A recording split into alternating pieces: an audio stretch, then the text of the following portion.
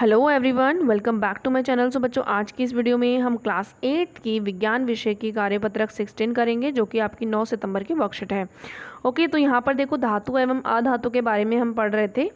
तो देखो, आज हम धातु के रासायनिक गुणों के बारे में पढ़ेंगे।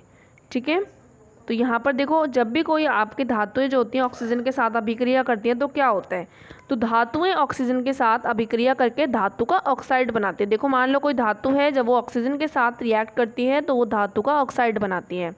तो पिछली कक्षा में हमने जाना था कि जो मैग्नीशियम रिबन है उसको वायु में जलाने पर सफ़ेद रंग की राख के रूप में हमें क्या मिलता है, मैग्नीशियम ऑक्साइड मिलता है। ठीक है, तो लोहे की वस्तुओं को अगर वायु में हम खुला रख देते हैं तो वह वायु के ऑक्सीजन व नमी से क्रिया करके आयरन का ऑक्साइड बनाता है, जिसे हम क्या कहते हैं कि लोहे में जंग लगना। ठीक है, तो यहाँ पर आप देख सकते हो आयरन है।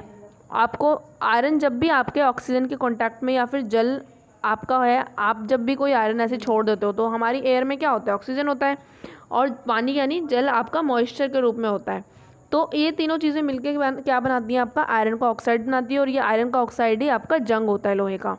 ठीक है, तो यहाँ पर देख सकते हो आप, मैग्नीशियम और ऑक्सीजन को जब हमने बर्न किया, मैग्नीशियम को ऑक्सीजन के प्रेजेंस में जब हमने बर्न किया, जलाएंगे तो हमें मिलेगा मैग्नीशियम ऑक्साइड। ठीक है, तो मैग्नीशियम ऑक्साइड मिलता है। ये रिएक्शन हमने ऊपर अभी देखी।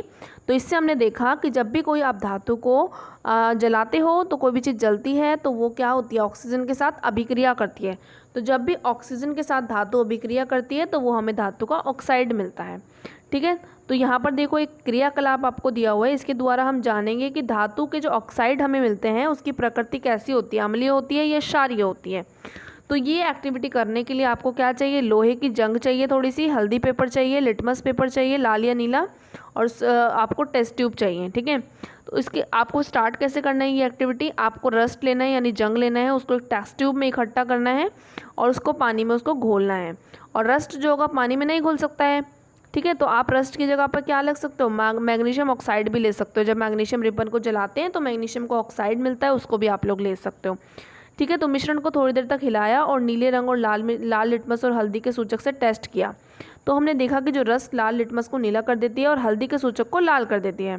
तो इस तरीके से हम कह सकते हैं कि जो धातु के ऑक्साइड होते हैं वो क्षारीय होते हैं, क्षारीय प्रकृति के, क्योंकि जो लाल लिटमस होता है वो नीले में बदल चुका है। इसका मतलब क्या है, ये क्षारीय प्रकृति का है। अब देखो, जल के साथ कैसी अभिक्रिया करते हैं धातुएं जल से अभिक्रिया करके धातु का ऑक्साइड बनाते हैं, और साथ में क्या निकलती है, हाइड्रोजन की गैस निकलती है। तो यहाँ पे आप लोग देख सकते हो, धातु को जब जल के साथ आपने अभिक्रिया करवाया तो धातु का ऑक्साइड मिला, साथ में हाइड्रोजन मिला।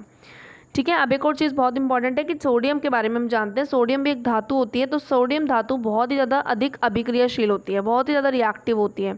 तो ये ऑक्सीजन और जल के साथ बहुत तेज़ी से अभिक्रिया करती है, जिसमें बहुत अधिक ऊष्मा उत्पन्न होती है। इसलिए सोडियम को मिट्टी के तेल में रखा जाता है। यही कारण है कि सोडियम को मिट्टी के तेल में रखा जाता है, क्योंकि बहुत ही ज़्यादा रिएक्टिव होती है, बहुत ही ज़्यादा अभिक्रियाशील होती है। और ये जल के साथ और वायु के साथ जैसे ही आती है कांटेक्ट में तो वो बहुत ही जल्दी तेज़ी से अभिक्रिया करने लग जाती है और बहुत ही ज़्यादा अधिक ऊष्मा इससे निकलने लग जाती है। ठीक है, तो यहाँ पर देख सकते हो आप साइड में पिक्चर में भी, सोडियम जो है अपने आप ही जलने लग जाती है एयर के कांटेक्ट में आने की। इसी कारण की वजह से इसको कहाँ रखा जाता है, मिट्टी के तेल के अंदर रखा जाता है। अब देखो, कुछ चीज़ें ऐसी होती है, जैसे कुछ धातुएँ, जैसे आयरन है, लोहा है, तो इन सब चीज़ों में क्या होता है, आयरन या लोहा एक ही बात है, तो ये जल से बहुत ही धीमी अभिक्रिया करते हैं। ठीक है, सोना है जो जल के साथ कोई अभिक्रिया ही नहीं करता है। तो हमने तो पढ़ा है कि जो हमारे धातु होते हैं वो भी क्रिया करते हैं, सोना भी एक धातु है लेकिन वो कोई अभिक्रिया नहीं करता है। तो अतः हम कह सकते हैं कि सभी धातुएं जल के साथ अलग अलग गति से अभिक्रिया करती हैं। अब चलिए इसके प्रश्न उत्तर कर लेते हैं। तो यहाँ पर देखो, पहला प्रश्न आपको दिया हुआ है कि सोडियम धातु को मिट्टी के तेल में क्यों रखा जाता है। तो ये अभी अभी हमने पढ़ा कि सोडियम धातु बहुत अधिक अभिक्रियाशील होती है और ये ऑक्सीजन और जल के साथ बहुत तेज़ी से अभिक्रिया करती है, जिसमें बहुत अधिक ऊष्मा उत्पन्न होती है, इसलिए इसे सोडियम को मिट्टी के तेल में रखा जाता है। तो ये आपके पहले प्रश्न का उत्तर हो गया। अब देखो, दूसरा प्रश्न में क्या दिया हुआ है कि मैग्नीशियम रिबन को जलाने पर क्या बनता है। हमने पढ़ा मैग्नीशियम का ऑक्साइड बनता है, तो इसमें आप लोग लिखेंगे magnesium oxide. Okay, now third देखिए, लोहे को दरवाजे और खिड़कियों को पेंट क्यों किया जाता है, ताकि वो जंग से बच सके। तो यहाँ पर आप देख सकते हो इसका आंसर, यहाँ से आप लोग लिखेंगे कि लोहे की वस्तुओं को वायु में खुला रख देने पर वे वायु की ऑक्सीजन व नमी से क्रिया करके आयरन का ऑक्साइड बनाते हैं, जिसे लोहे का जंग लगना कहते हैं। ठीक है, तो यहाँ पर इस तरीके से आप लोग लिख सकते हो, जिसके लिए हमें क्या करना होता है, पेंट लगाना होता है। ठीक है, अगला देखो आपका लास्ट प्रश्न है। लास्ट प्रश्न में आपको बोला गया है कि धातु के ऑक्साइड की प्रकृति कैसी होती है। तो अभी अभी हमने पढ़ा कि धातु के ऑक्साइड की प्रकृति कैसी होती है, क्षारीय होती है। ओके, तो यहाँ पे आप लोग लिखेंगे क्षारीय। तो इस तरीके से इस वर्कशीट में ओनली 4 ही प्रश्न आए। जाने से पहले वीडियो को लाइक करना, चैनल को सब्सक्राइब करना। मिलते हैं नेक्स्ट वीडियो में, तब तक के लिए बाय बाय।